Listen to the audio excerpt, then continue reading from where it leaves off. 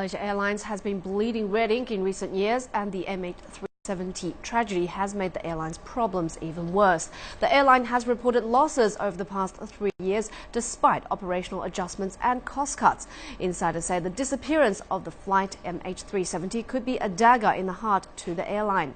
The airline's liabilities for flight MH370 could top about $40 million. There was serious talk before the flight disappeared that the airline might enter bankruptcy because the Malaysian government didn't want to support the losses.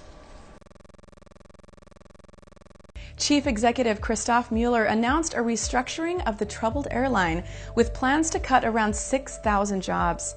The plans are part of an attempt to rebrand Malaysia Airlines following the damage caused by the losses of MH370 and MH17.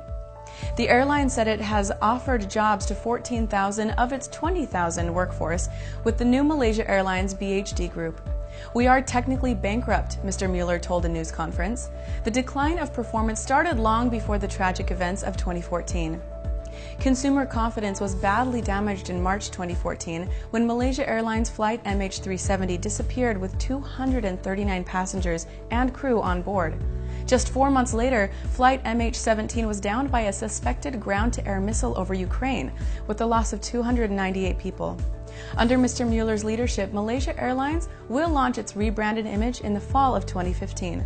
But the question still stands: what happened to MH370? Stay tuned with Billionaires Newswire as we explore the theories behind the greatest mystery of our generation. I'm Ariana Escalante with Billionaires Newswire. Thousands of Malaysia Airlines employees are set to lose their jobs under a tough restructuring plan announced Friday.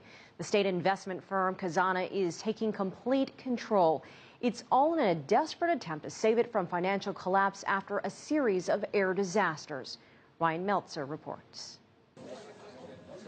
It's the fourth plan aiming to turn around Malaysia Airlines' fortunes just since 2007. But this one is by far the toughest. The state investment arm Khazanah says 6,000 jobs, around 30% of the total, will go as the airline cuts routes and focuses primarily on the regional market. Workers will be offered retraining and other job opportunities, including with state-owned firms. Khazanah will also inject some $1.9 billion of funding over the next 3 years.